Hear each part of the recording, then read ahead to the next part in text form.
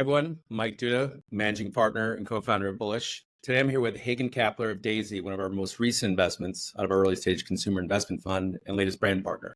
And I can tell you a little bit about it, but more importantly, we're going to get to a great conversation today. The quick boilerplate on Daisy was launched just in 2023. It's a nationwide home technology services company that simplifies smart home and office technology to solve some of the biggest in-home needs today. Takes all the guesswork out of home technology solutions. It's just so easy to use. And it's starting to spread across the country. Again, welcome. Literally, I think we're wiring money as we speak right now. So this on it. And we just want to spend a little bit of time, talk about Daisy Co, learning about the business, but really having everyone get to know you. So thank you for being here. I gave a nice kind of tight boilerplate overview of Daisy, but in your own words, because the entrepreneur is always better than anyone else, what is Daisy and how'd you decide that this has to exist? Yeah, thanks. Daisy is the first national home technology installation and ongoing maintenance company. We are acquiring some companies to form a flagship foundation for the business, and then we'll franchise the brand from there so that we can scale quickly and get to that national launch. Why did I decide it had to exist? A lot of it just came from my own personal experience working from home. My kids are getting online to do their homework. On the weekends, we're trying to stream the football game. I travel a lot for work, and so I want to check in on the house and check on the kids. And I just never found that was working very well or easily. Technology seemed to get in the way of my life instead of helping to, fuel my life and make things easier and have less frustration. So I think it came from a real personal, need and a personal frustration. When I dug into it, I found that on average, there's 22 tech-connected devices in every home, and those devices are returned, 60% of the time. So it felt like there was a real consumer need, and then there must be also a need on the manufacturer side as well, because that's not, a great retention rate for the customer. I got to know the guys that were already providing these services and doing this installation, and I realized that what I felt like they could use, we could offer through, more of a national presence in the same way that other home services brands have done, like Terminex, like Mary Maids. And for me, I've got a cleaning lady who comes by every week now. There's a guy who comes by to cut my lawn. There's, a guy who's spraying pest control stuff around the house. Here, I think this is the most important service yet. Like, where's the tech guy? So in a nutshell, that's more what we were trying to accomplish with Daisy. So it's great. You point out the reason why this had to exist. For you, you're a baller. Goldman Sachs, Starbucks, the president of Service Master. What was it like to figure out, I have to do this and I have to be the one to go out and do it? What was that like? Was it hard? No, it's a great question. I think having the luck to work at some of those great brands taught me how important and how powerful a well-known, beloved brand can be. We've talked about this before, Mike, that the kind of love that you get out of consumers, it makes it easier to get the best talent at your organization if you have that beloved brand and if you have a national presence. I think having worked at great companies and worked with great teams and having good mentors, it taught me, the power of a great brand and a great team.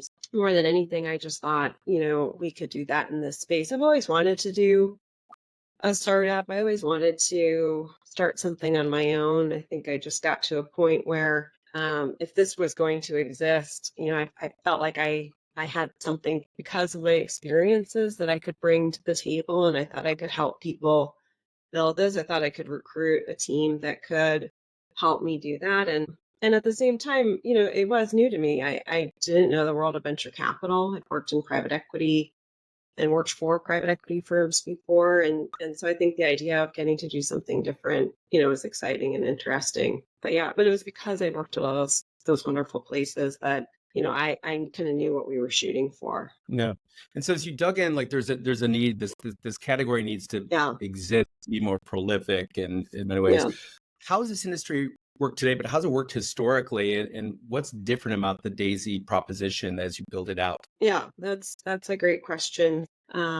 as we set out to build this national brand, and like I said, our idea was let's go find some companies that are doing this well. Let's Yeah. partner with those companies and see if we can take their best practices, build on those best practices, and take those to other either existing companies or start some from scratch in high growth geographies. This space is kind of underinvested. It's not like HVAC or pest control where those markets are still very fragmented, but there's been a lot of roll-ups and consolidation in those spaces. You call one of those companies, they kind of add you to their list of the other 8 guys that have given them a call. The valuations are really high. There's brokers. This space doesn't even have an SIC code. There's no brokers. First, what we did was we just scoured, the landscape. We looked at industry, publication, looked at house.com, yelp.com. We knew that it was a large space. It's a $30 billion market today. There's 20,000 of these, what they call custom integrators, meaning they're integrating all of the technology in your home, including mainly video, audio, speakers, security cameras, lighting, Wi-Fi. They're making sure that that all is working on one kind of control system. So that's essentially what people are doing today. They mainly focus on installation. So when I talk about that tech guy, a lot of these guys know that that would be a service that their customers would love, and they'd love to be able to capture more of the lifetime value of consumers because technology changes. Just because you've installed it perfectly doesn't mean it continues to go perfectly. There's always going to be a glitch, and it always happens during, the start of a podcast or, exactly when the football game is about to start, right? It never happens at the best time.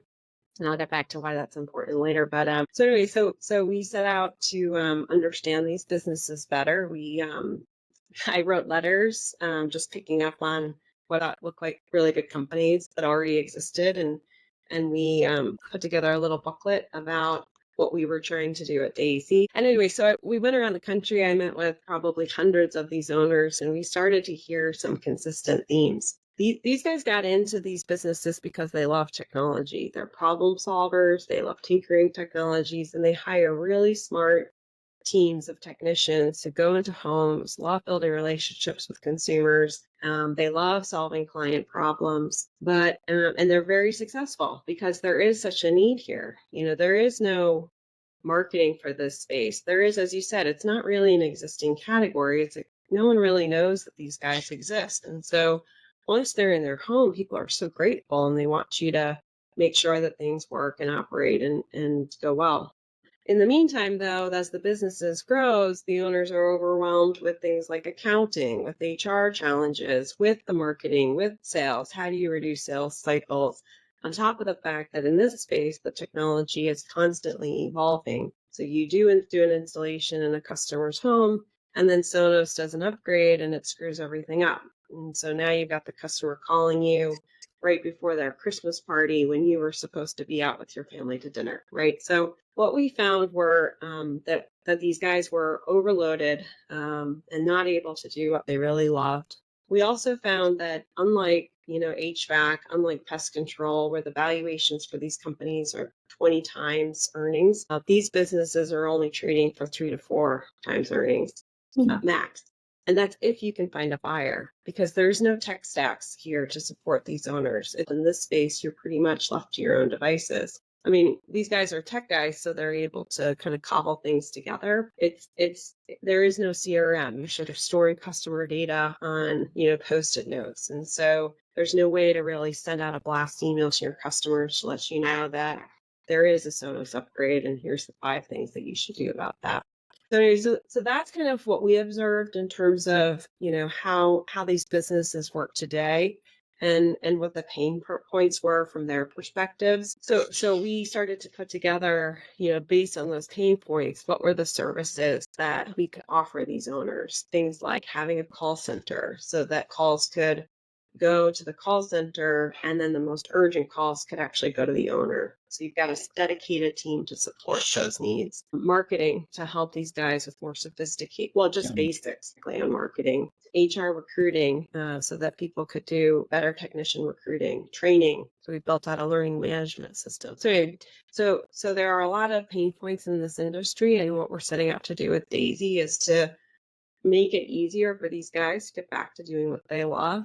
And ultimately, we want them to develop like generational wealth here. We think that these guys deserve to get 20 times earnings on their businesses. We think that, again, this is the most important service. So that's what these companies should be valued at. But we also want them to improve their quality of life. So get their lives back.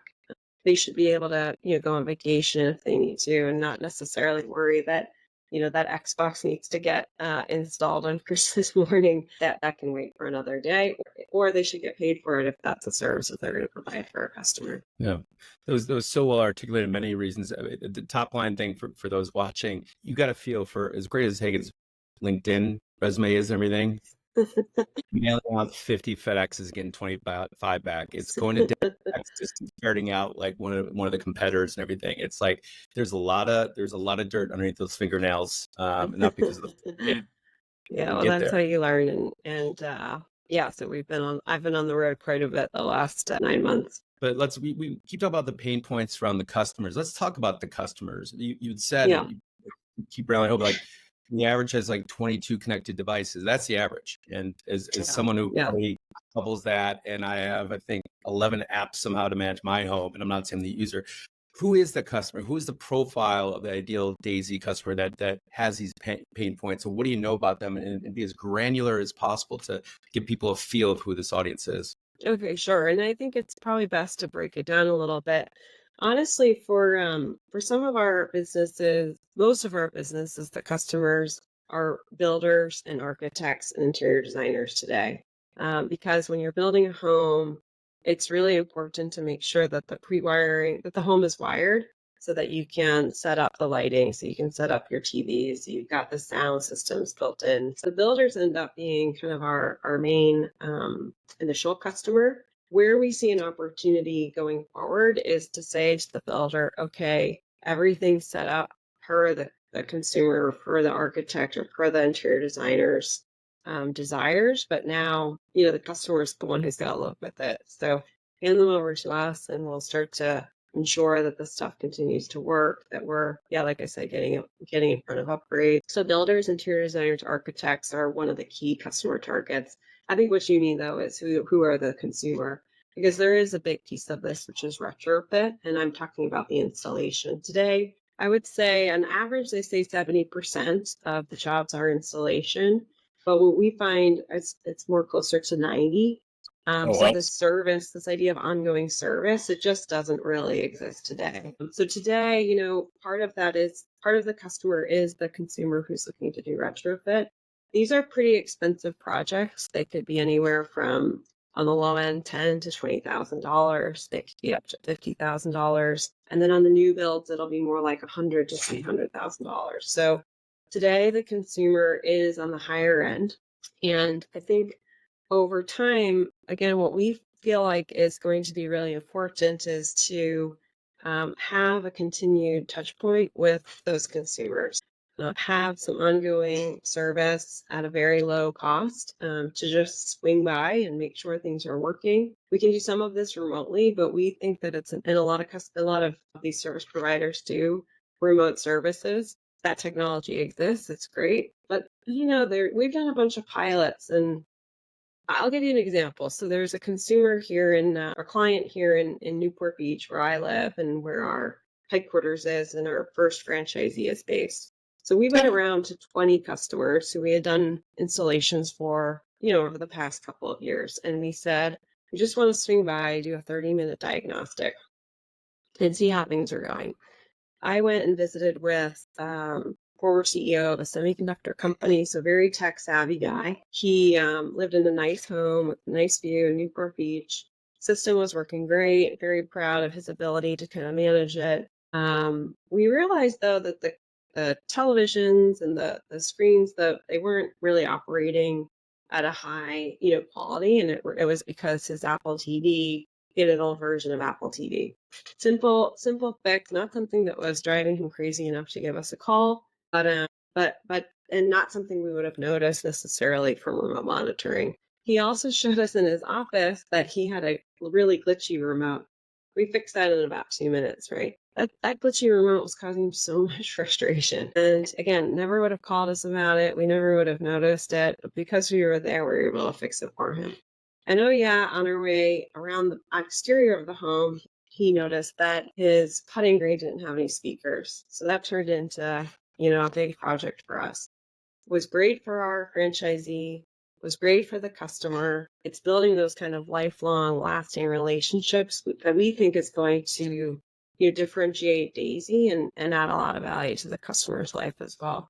But to be honest with you, that service doesn't really exist today. And so that's our goal with Daisy. And so we think that by having kind of that scale, by being able to support these owners and freeing them up from the stuff that's kind of dragging them down today, just taking that off their plates. Not to mention, we'll have, trucks and vans going around neighborhoods. So there'll be a lot of awareness about what we're offering. We think that that will enable Daisy to operationalize a service like that. And we'll be able to capture more of that lifetime value of the customer. That's what's in it for Daisy. But from a customer perspective, we'll be able to, be around and help you kind of when you need it. So anyway, so that's kind of the current to the aspiration. But then in terms of high-end consumer, I didn't start this company because I wanted to, cure all putting greens for all people. I mean, I'm happy to help people, enjoy their lives, and I think that's great. But I think as kind of like I said, we're able to operationalize these things. The cost of technology kind of comes down. We're able to roll out, more starter kits type of installation projects as we're able to get scale and be more places at one time. I think that TAM will start to expand and we'll be able to reach, a broader consumer. I wouldn't necessarily fit in with our current high-end consumer today, but I started the company because I really wanted that help and I wasn't getting it. So that's what we'll be pretty focused on. Just need to help the current consumer with the problems that they have today first. No, that's so well said.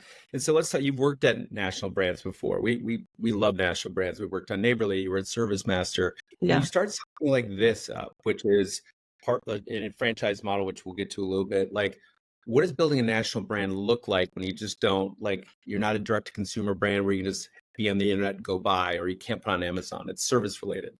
So what is Yeah. it?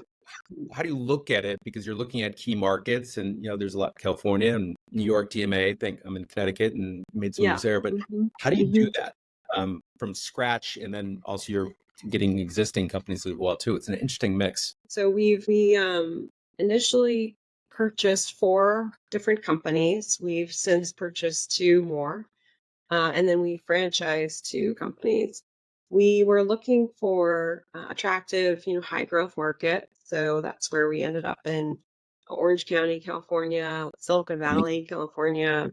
The outskirts of Manhattan. So we serve Fairfield County, Westchester County, and we serve Manhattan as well.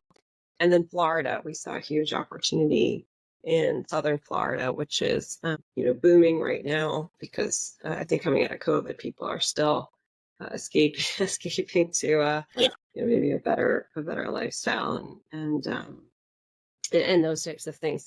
So we saw an opportunity in those markets.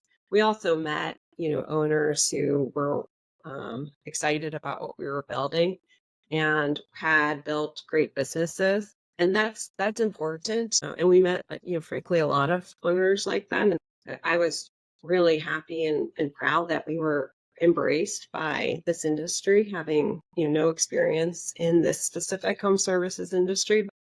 What we were looking, so everybody we met with wanted to be a part of this, but we decided that the people that would be the best fit for Daisy today would be folks who not only, were running good businesses and understood this technology, but were willing to be a part of this entrepreneurial kind of startup, who were okay with the fact that every month we're continuing to develop these support centers. We have a learning management system. We have some great content on there. It's not done yet. And so we needed their input in order to continue to populate it. In 5 years, a franchisee is going to be able to plug in and they'll know exactly, what they're going to get. And we probably won't take as much advice. I hope we will, but we'll kind of know what they need and we'll give it to them. But today it's still, iterative and it's collaborative. If an owner had never been part of a networking group, had never been part of a buying group, they're probably not a great fit for a franchise model because you can develop the best training and have the best conventions and the best webinars. Most of the learning comes from the salad bar when you're, meeting a brand new franchisee and they're asking you questions about why you run your 20-year business the way you do. And so you can give coaching and advice to that last tenured owner, but then they also can open your eyes to the ways you've done things for, decades, really. So we've been targeting great markets, targeting great owners. We have been doing more of a conversion franchise model. So we're looking at businesses and owners who would be interested in converting their brands to Daisy, paying us a royalty to take advantage of the support center. Most times we're willing to just offer kind of a scaling, royalty. We're looking for them to improve along with us. And we're pretty confident in our ability to help people because, for example, one of our franchisees was at break even EBITDA because of all the challenges that, we talked through. And within 2 months now they're at a 20% EBITDA margin. And so that's pretty exciting because now they can have not only the confidence, but the funds to go reinvest in their teams. Yeah. Yeah. No, it's amazing. So, and from there we'll work on greenfield startups. We think, and we're excited about being able to offer, technicians the opportunity to start their own businesses, hang their own shingles, and create a path for them to be in a position to do that. We're also offering tools to franchisees to go out and do what we're doing, which is we bought a business in Connecticut, and then we bought another one to tuck into that business. You can kind of consolidate within these regions, and so we can bring our team our team has a lot of experience in M&A, having worked in Wall Street and having worked in different organizations like Terminex, where we were doing a lot of roll-ups and consolidation. So we can bring those best practices to our franchisees as well. We were talking about the Fran Up, which I hadn't heard before, but we've experienced from the marketing brand world from franchisees, and private equity gets it. We were blessed to meet you through Dave Ambrose of Bungalow, who is an investor in one of our past funds and just a great ally now. And I don't think the venture capital world gets franchising so much. Was that something as part of your experience? And do you think franchise is kind of a bad rap in some world? Curious what your thoughts and experience is. Yeah, I think that's a great question. I agree. I think franchising sometimes is I don't know, a bad word, or people are embarrassed by the category. I don't know why it doesn't seem sexy to people. Frankly, did not think that venture capital would be interested in this. I only really knew the public company world and I knew private equity world, but I was doing a startup. And so I asked a friend who I had worked with.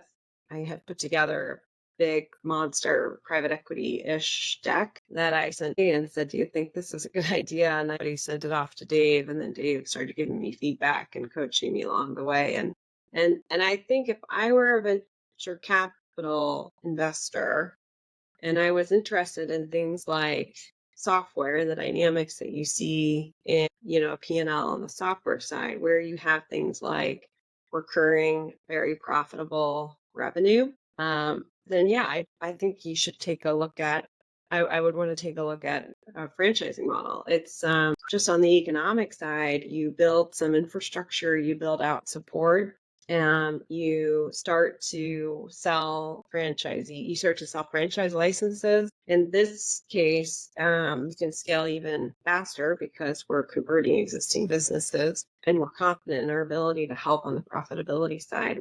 Makes sense for somebody to pay us instead of paying 10 different vendors to do what they're trying to do today at a loss. But once you get to a certain scale, it's not as if you have to have, when you add 30 locations, you need to add 30 new coaches. You probably just need one more coach. We have built out a tech stack now that would be impossible for an individual, one of these companies, to ever be able to afford or get access to. a CRM, field services tools, a learning management system, really robust HR and payroll tools, an ERP that provides the exact, standard chart of accounts that they should be following.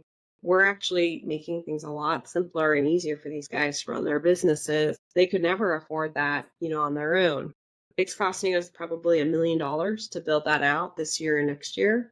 And then, we'll need a team to maintain it and keep up with it. But it's kind of a below the line first year or two cost. It's not something that you need to continue to invest in. I think in terms of scaling and growth and doing it profitably, we're looking in the outer years at something like a 35% EBITDA margin. And that's very conservative. I think that we could do even better than that. And look, I don't know the venture world very well. I don't know the software world at all, but I know that a lot of folks that I've met with are passionate about helping SMBs, about building tools and software to help small and medium-sized businesses. I've heard Dave say he believes those are, the lifeblood of this country. And Right. I think at one point I looked at Dave and I said, well, I mean, you could actually help these companies. We could get to know these companies. And so there's something about, working side by side with these businesses and not just building one software tool, but building all the tools that they'll need. And anyway, venture capital was a great fit for us. So there's why would venture capital be interested, but why would we be interested in venture capital? Why not just go do, PE understands roll-ups, PE understands franchising. We feel like in this space, because it's been so underinvested in, and we really want to do it justice in terms of building out the right tools. We were looking for patient capital so that we could take our time doing this right. We also were looking for flexible capital. I have a feeling we're going to come up with many other ideas. One of the things that we love investing in the early stage consumer is like people will give you money to tell you what they think and what you need. So it's like the Yeah. people paying you money are going to be your guide in the future and that side of it. And so I don't Yeah. know. I think venture is probably more patient, but you could just see where this like private equity is going to drool over this, just given what's going on and like what KKR paid for instance, and for the Angie's List, where they're great marketplaces. But at the end of the day, who's fulfilling this? And on that, one of the things about our experience with franchises, when you have a strong brand at the center and the core, which we're excited to partner with you with, franchisees can actually bring the right amount of entrepreneurial nature to like hustle and invent things and then yet stay to the script. Is there a certain kind of archetype you look for, having been on all sides of the ball, with the ideal franchisee? So far, we've found that, I laid out the archetype of these guys who are conversion targets. So I think it's someone who's got a great business, has a vision, and just can't figure out how to, in terms of scale, they want to build their own kind of empire, and they know that they could bring their services to more people, but they just can't figure out how to do it on their own. So it's almost like someone who's tried it, and so then therefore they'd be more willing to like listen and partner. And so it's a little bit of aptitude, but it's a lot of attitude, because they're willing to lean in and have kind of that humility to. But like I said, in our case, we're also looking for people who are going to give us feedback, who are going to eat up our ideas, who are going to be a part of the team that's going to develop the new software in the field to help our salespeople be more efficient and effective. So you've done an amazing job of telling everyone about why this needed to exist and what you're doing to invent a mousetrap that's needed. But what's your vision for Daisy, and what does success look like for you? What is the win? Be as irrational as you'd like to be. Okay. I think the win would be to become a beloved brand, a household name. I think that this is the most important service in the home, and there's nobody to help people out. And just like other kind of brands that broke into new categories, to be known, to be the brand in this category, I think that for me is the vision.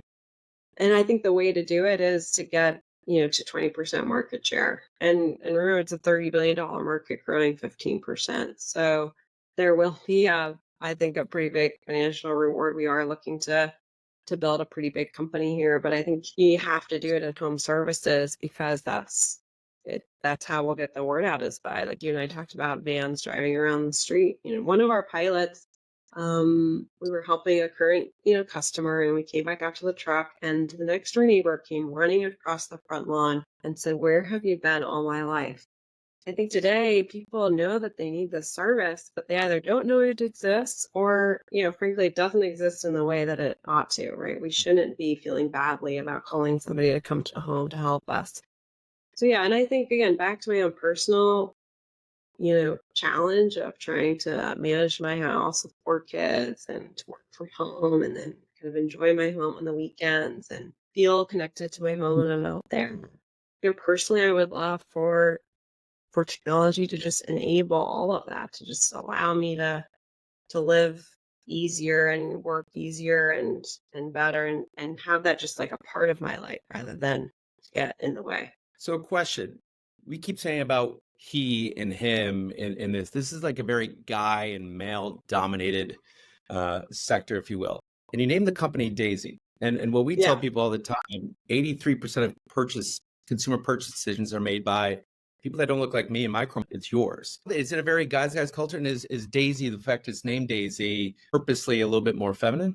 It's a great question. I had a hypothesis when we were starting the company that yes, there was an overlooked consumer in the home. Maybe she wasn't making the decisions in the home, but she was definitely using this technology, and she just like didn't have a seat at the table, I guess, on the ongoing service. Maybe she didn't necessarily need to know everything was going to be wired. So yeah, we named the company something that was approachable. Technology can sometimes feel very, out of reach, very intimidating, and so we wanted it to be something approachable and comfortable. We wanted it to be one easy name. I wanted it almost to lean a little on the feminine side to make sure that we were reaching that consumer. We've done some research and we found that our current consumer tends to be empty nesters. They've kind of made it, and now they're building these beautiful homes, and so they want everything to, they're installing the best of the best, and so they're going to have the best lighting outdoors. They're also going to have the best doorbell as well, and best technology inside. There are family consumers who kind of fit more a profile that resonates with me. So while the decision maker or the user is not necessarily primarily female, like I said, she is involved. She's in the mix, and she's a little bit left out. And so I think as we develop some of the marketing, I think it'll steer a little bit toward that, just making sure we're reaching both the users and both decision makers in the home. In terms of the owners of these businesses, a lot of them are male owned, but there are some real powerhouse women who are running these businesses. As is often the case that I've seen in home services, there's usually kind of a husband-wife team. I do think that sometimes even the female kind of co-owner or the behind-the-scenes person gets a little bit overlooked. Where I see a huge opportunity is in the technicians. So the field is primarily male, and there is no grade school for this space. Again, it's different from the electrical world or HVAC. And so as we're building out creative ways to find people to come in and welcome them into this industry, I think there's a huge opportunity to bring in more women technicians, train more women technicians who like solving problems in homes, who like working Monday to sometimes Thursday, because a lot of our techs do 4 days a week. We offer free benefits to our company-owned technicians. We're very competitive on salary. We have, I think, the best training that's out there. And so we're just trying to make this an amazing place to work. And then we're going to go find the best people. And I think we've got a huge opportunity to reach more and train more women and get them into this industry. So yeah, thanks for the question on the consumer side too. I think everyone can see why we love this. That you have a fractured market that is like a lot of mom and pop. Technology has not come to it. Technology is in people's homes. 22 is on average, but for our audience, it's probably more than double that. More approachable. If we're returning 60% of do-it-yourself stuff for the home, and Yeah. we don't know who to call. Like, it's just like you're actually going to grow the category as well too, and that's about it. Yeah, Thank you so much for joining us, Hagen. If you're a consumer, where I can say, oh my God, I hope Daisy's in my neighborhood, or if I'm a franchisee, I got to be a part of this. Where can people go to find out more information about Daisy Co? It's amazing. We're daisyco.com. We also have Instagram, Facebook, Daisy Smart Space. So yeah, I would love for you guys to look us up and keep track of what we're doing. Great. Thank you so much, Hagen. Thanks, Mike.